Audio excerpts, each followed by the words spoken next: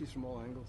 I thought that was the first question. Stuart, if we could just start, as someone as a decision maker at the club, someone in charge of running the club, how does it feel to be in this position and building up to this game?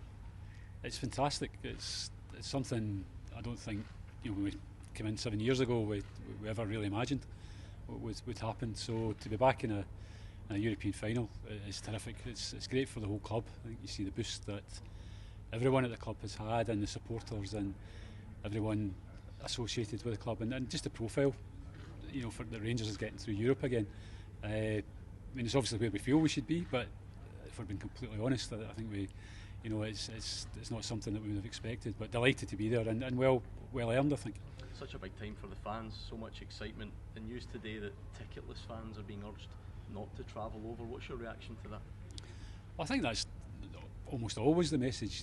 You're aware that there are only, I think we only got 9,500 of an allocation, and we would have loved to have had more supporters get into the game, but I think you see it with many of the big clubs that supporters want to be part of the occasion, and I think that's part of it, even if they can't get to the match. There are discussions with UEFA in terms of various fan zones that hopefully we can have established for those supporters who are travelling without tickets, and we'd like to think that we can get that fixed up. But UEFA and the authorities in Seville have been terrific to deal with so far, so I say fingers crossed that we can get that sorted. If the fans who were to listen to that message and stay here, is there anything the club can do? I know previously there's been being back at Ibrox, that sort of thing. Is that going to happen this time? It's very, very unlikely, because most of the key staff that we need to organise and run such a beam back are actually going to be in Seville. So I don't think that will happen. As much as we understand the desire of fans to be in one place to gather and watch it, I just don't think it's going to be physically possible. Stuart, what has this UEFA Cup run been worth to Rangers, and what might it be worth should you win the trophy? I think beyond the money, David, it's actually the profile that the club has had. You look at what it does to the profile the players get, and then the ability to attract new players when you come to the summer. I think being in a European final makes the club much more attractive. Financially, it's obviously been, it's been a fantastic addition to what we budgeted for. So that allows us to hopefully, look at maybe strengthening the team in the summer. It allows us to do some of the infrastructure projects that we still have to do around the stadium and the training ground. So it's been a fantastic boost to the club's finances. What kind of job has Giovanni Van Bronckhorst done? Because when you lost a world name like Steven Gerrard, you must have feared the worst. Well, no, because I had confidence in the process that we're going through. I had confidence that we would attract a good quality of manager. A lot of that came down to the work that Steven and his team had done in the 3.5 years that he was here. Because I think that again got raised the profile of the club, and it got us back to a reasonable level in the European stage, a very good level.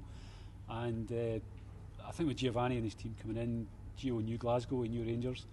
He settled in very quickly. It's been almost seamless, and it's been fantastic to see the results that have come from that. Stuart, as much as you can, what have you told the authorities in Spain and indeed UEFA in terms of the numbers you're looking at for Seville fans? I don't know the numbers, Raman, to be perfectly honest. We know it's going to be several tens of thousands. We had a team of our staff out in Seville from Monday to Wednesday, as did Frankfurt in the preparation for the match. So they're expecting big numbers, but we don't know the exact figures, Raman. And when you said there about the fan zones, you said you hope to have clarity. Can you give us where you're at with that just now? Yeah, just as I say, the discussions are well advanced, but there's a lot that has to be organised to put these things on. I think there's maybe a perception you just open up a bit of space and the fans go in and that's it, it's sorted. But there's a lot more to it than that. There's how do people get there? Where is it in relation to the Frankfurt fans?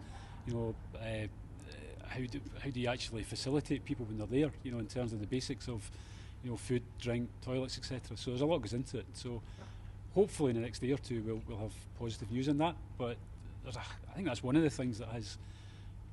It's an eye-opener, I should know, but actually the amount of work that has gone into organising this match has been incredible. Both clubs and UEFA and the authorities, the local authorities put a lot of work into this as well. What's your message to the supporters that are going to go out there, Stuart, that might not have tickets? I think to the supporters with or without tickets is go and enjoy yourself, go and enjoy the occasion. I remember myself 2008 thinking, well, let's see Rangers in a European final again, and here we are. It's fantastic. So go and enjoy the occasion, go and be a great ambassador for Rangers. We're going to a beautiful city in Seville. Go and enjoy the city, But let's go and do it in the right way, in the right manner. But go and enjoy it, go and have a good time. Even more so given the numbers people are guesstimating, predicting. I'd say regardless of the numbers, just go and do it. Respect the city, respect the locals. There'll be people going about their day-to-day business.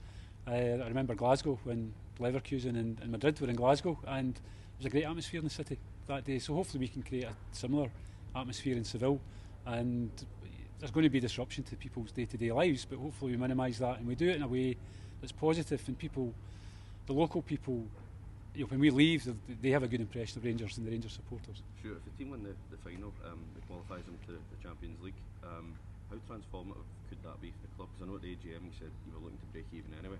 Mm-hmm. I think it's always been the next goal for the club is to get into Champions League group stages.